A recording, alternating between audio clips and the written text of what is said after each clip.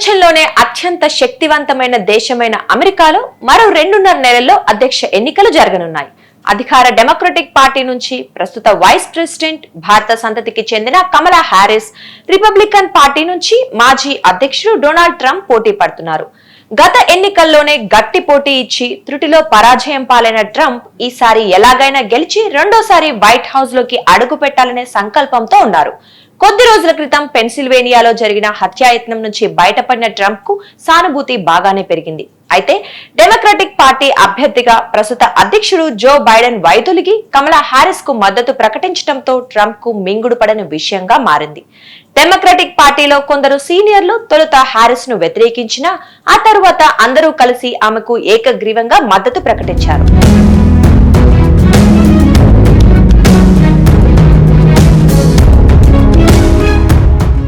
అయితే కమలా హ్యారిస్ పేరెత్తితేనే అంతెత్తున లేచే ట్రంప్ ఆమెపై వ్యక్తిగత దూషణలకు దిగుతుండడం చర్చనీయాంశంగా మారింది. కమలా హ్యారిస్ ఎంట్రీ తర్వాత వెలువడిన సర్వేలన్నీ ఆమెకే జై కూడుతుండగా విజయం తనదేనంటూ ట్రంప్ ధీమాగా ఉన్నారు. అగ్రరాజ్యం అధ్యక్షుడిగా ట్రంప్ మళ్లీ గెలిస్తే ప్రపంచంలోనే అతిపెద్ద ప్రజాస్వామ్య దేశమైన భారత్ పై ఎలాంటి ప్రభావం చూపుతుందన్నది ఆసక్తికరంగా మారింది. ఐటీ ఎగుమతుల నుంచి టెక్నాలజీ రంగ నిపుణుల వలసల వరకు ఆ దేశంపై ఆధారపడుతున్న ఇండియాకి ట్రంప్ ఆగమనం లాభమా నష్టమా అన్నదే భారతీయులు ఎన్ఆర్ఐల ముందున్న ప్రశ్న.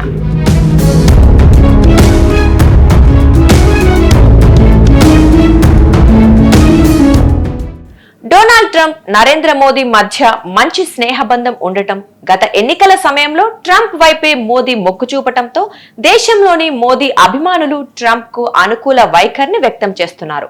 కానీ ట్రంప్ గతంలో అనుసరించిన విధానాలు, ఇప్పుడు ప్రకటిస్తున్న విధానాలు ఏవీ కూడా ఇండియాకు అంత అనుకూలంగా లేవన్నది సుస్పష్టం. ట్రంప్ మళ్లీ అమెరికా అధ్యక్షుడు అయితే ఏంటన్న అంచనాలతో భారత్ తమ విదేశీ దౌత్య వ్యూహాలపై దృష్టి సారించింది. సంపన్న పేద దేశాలు, వర్ధమాన దేశాలన్నీ ఇప్పుడు ఇదే అంశంపై దృష్టి సారించాయి.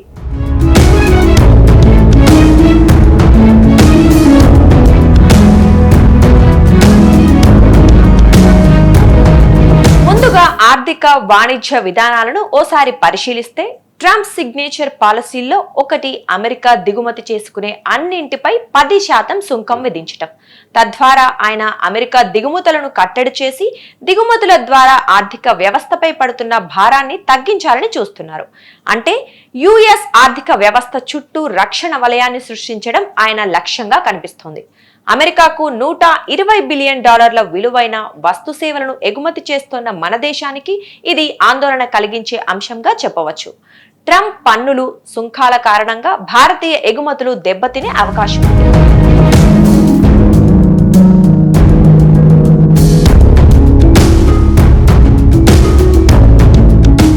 మరోవైపు ట్రంప్ ఆర్థిక సలహాదారుల అభిప్రాయం ప్రకారం భారత ఆర్థిక విధానాలు అత్యంత రక్షణ పూరితం.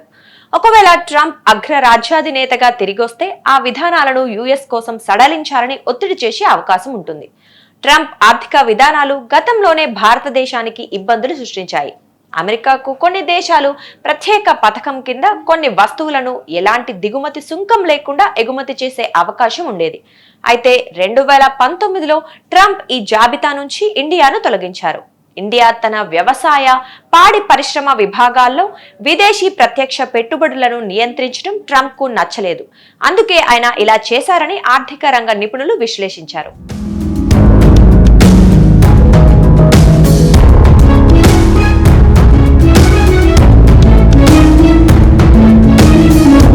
భూతాపం పెరగటం వల్ల తలెత్తుతున్న వాతావరణ మార్పులు, ప్రకృతి వైపరీత్యాల వల్ల అత్యధికంగా ప్రభావితం అవుతున్న దేశాల్లో ఇండియా ఒకటి. భారత్ సహా అభివృద్ధి చెందుతున్న దేశాలు వాతావరణం విషయంలో ధనిక దేశాలు ఆర్థికంగా, సాంకేతిక పరిజ్ఞానం పరంగా సహకరించాలని డిమాండ్ చేస్తున్నాయి. అయితే ట్రంప్ ఈ డిమాండ్ ను దోపిడీగా చూస్తున్నారు. అభివృద్ధి చెందుతున్న దేశాల్లో పునరుత్పాదక ఇంధన వనరులను ఏర్పాటు చేసుకునే విషయంలో ఆర్థిక సహాయం, టెక్నాలజీ సహాయం చేయడానికి ఆయనకు ఇష్టం లేదు.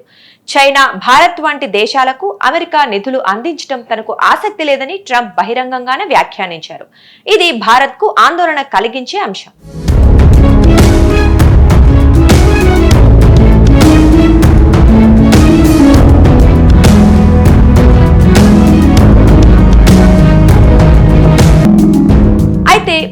బొగ్గు, ముడి చమురు వంటి శిలాజ ఇంధనాల అన్వేషణకు ట్రంప్ మద్దతు తెలుపుతున్నారు. తన అవసరాలకు తగిన స్థాయిలో పునరుత్పాదక ఇంధన వనరులను ఏర్పాటు చేసుకునే వరకు శిలాజ ఇంధనాలను కొనసాగించడానికి ఇండియా ప్రయత్నిస్తోంది. ఈ క్రమంలో ప్రపంచ వ్యాప్తంగా ఎదురవుతున్న ఒత్తిళ్లను కూడా ఎదుర్కొంటూ ముందుకు సాగుతోంది. ఇలా మొత్తంగా వాతావరణ మార్పులపై భిన్నాభిప్రాయాలు ఉన్నప్పటికీ ఈ విషయంలో అమెరికా, భారత్ కలిసి పనిచేసే అవకాశం ఉంది.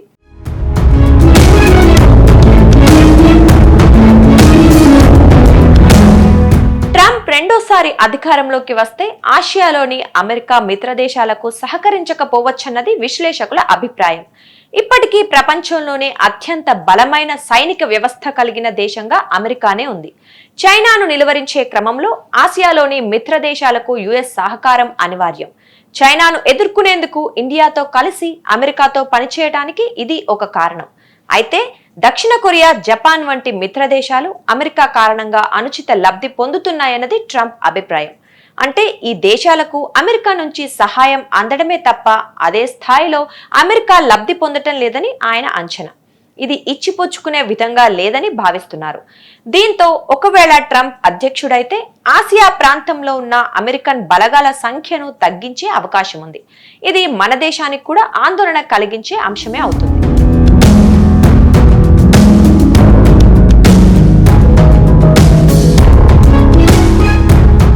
డొనాల్డ్ ట్రంప్ రెండోసారి అమెరికా అధ్యక్షుడు అయితే భారత్, రష్యా సంబంధాలపై ఖచ్చితంగా ప్రభావం చూపే అవకాశం ఉంది. ఉక్రెయిన్ పై రష్యా దాడుల అనంతరం అమెరికా సహా పలు దేశాలు రష్యాపై ఆంక్షలు విధించాయి. అయితే భారత్ మాత్రం మునుపటిలాగానే రష్యాతో సత్సంబంధాలను కొనసాగిస్తూనే ఉంది. ఓ రకంగా రష్యా నుంచి తక్కువ ధరకు ఇంధనం కొనుగోలు చేస్తూ స్వలాభం చూసుకుంది భారత్. అయితే ఇండియా వైఖరి పట్ల చాలా అగ్రదేశాలతో పాటు అమెరికా అసంతృప్తితో ఉన్నా ఏమీ చేయలేకపోయాయి. అయితే ఇప్పుడు ట్రంప్ 2.0లో పరిస్థితి ఎలా ఉండబోతుందన్నది సర్వత్రా ఆసక్తికరంగా మారింది. 2016లో ట్రంప్ అమెరికా అధ్యక్షుడయ్యేందుకు రష్యా సాయపడిందన్న ఆరోపణలు ఉన్నాయి. మరోసారి ట్రంప్ అమెరికా అధ్యక్షుడైతే రష్యాతో చెడిన సంబంధాలను పునరుద్ధరించేందుకు చొరవ చూపే అవకాశం ఉన్నట్లు విశ్లేషకులు భావిస్తున్నారు.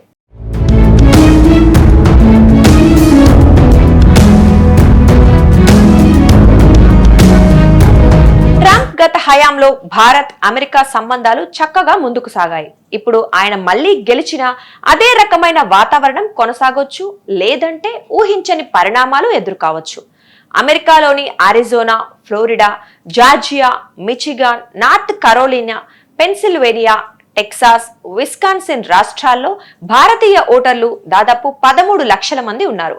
వీరే అధ్యక్ష ఎన్నికల్లో డిసైడింగ్ ఫ్యాక్టర్ గా మారనున్నారు. మరి నవంబర్ 5న జరిగే అమెరికా అధ్యక్ష ఎన్నికల్లో గెలిచి ట్రంప్ రెండోసారి అధ్యక్షుడు అవుతారా, లేక అగ్రరాజ్యానికి తొలి మహిళా అధ్యక్షురాలిగా భారత సంతతికి చెందిన కమలా హ్యారిస్ ఎన్నికవుతారా అన్నది తెలియాలంటే మరో 2 నెలలకు పైగా ఓపిక పట్టాల్సిందే.